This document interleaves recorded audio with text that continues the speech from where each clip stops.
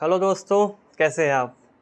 हमने पीछे जो चैप्टर है वर्क एंड काइनेटिक एनर्जी सबको एकदम अच्छे से पढ़ लिया है। अब हम चलते हैं काइनेटिक एनर्जी के बाद हम पोटेंशियल एनर्जी की ओर।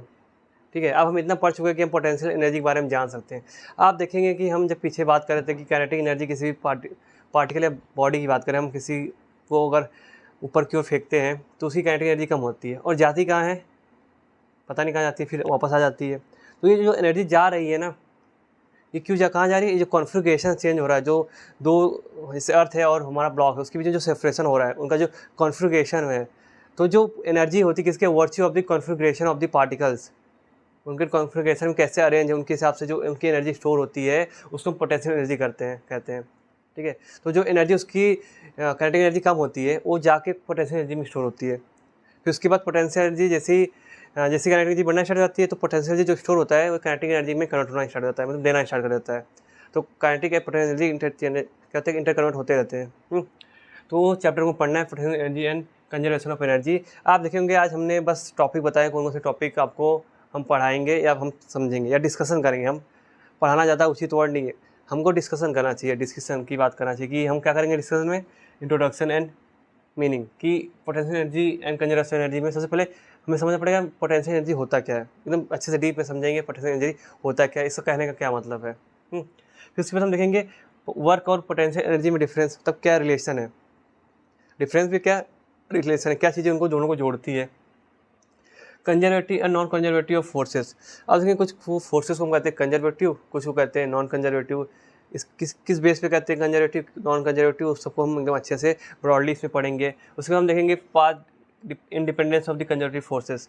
जब हम कंजर्वेटिव फोर्सेस की बात करते हैं तो हमेशा स्टेट वेरिएबल होते हैं, मीन्स कि हमारा जो पहला पॉइंट है फाइनल पॉइंट के बीच में डिपेंड करते हैं, ना कि किस पाथ से हम गए हैं उस पर नहीं डिपेंड करते। ठीक है, एकदम अच्छे से एकदम उसको भी समझ रहे हैं। कंजर्वेटिव, फिर gravitation and electric potential energy, P means potential energy. ये सब पढ़ने के बाद हम देखेंगे ग्रेविटेशन और पोटेंशियल एनर्जी का एक्सप्रेशन कैसा होता है, किस तरह से हम लिखते हैं, फॉर्मूला उसका क्या होता है। जो आप पढ़ते हैं एम जी एच क्या होता है, हाइट जिस लेवल से हम ले रहे हैं उसको हम कहते हैं potential energy. M G H क्या होता है, पोटेंशियल एनर्जी। ये सबको देखना है। ऐसे हम इलेक्ट्रिक एनर्जी भी देखेंगे, इलेक्ट्रिक पोटेंशियल एनर्जी।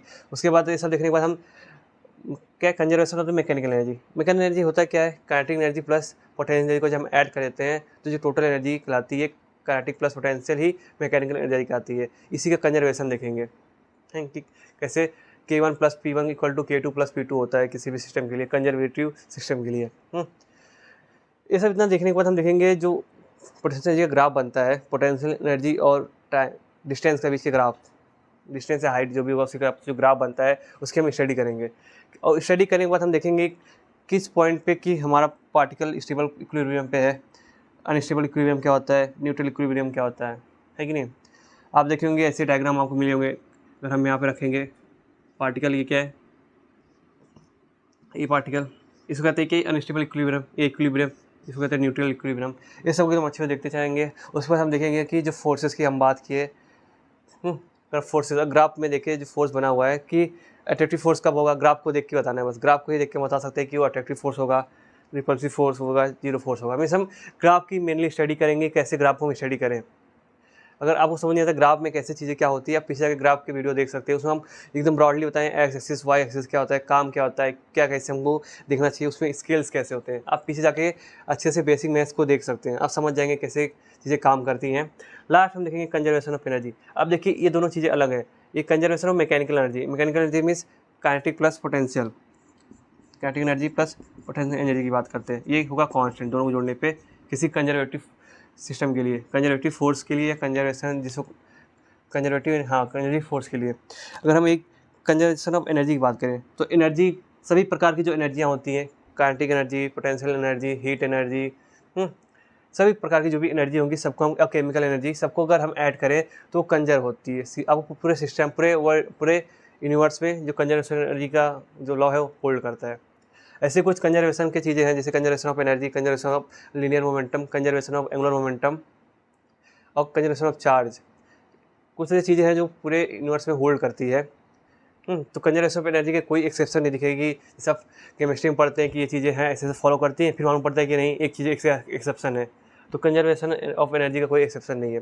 तो ये सब टॉपिक्स को हम क्या करेंगे अगले चैप्टर में, आगे वीडियोज़ में कवर करेंगे। और इसके लास्ट में हम देखेंगे कि टैक्टिक्स में इसकी हमें क्या ध्यान रखना चाहिए।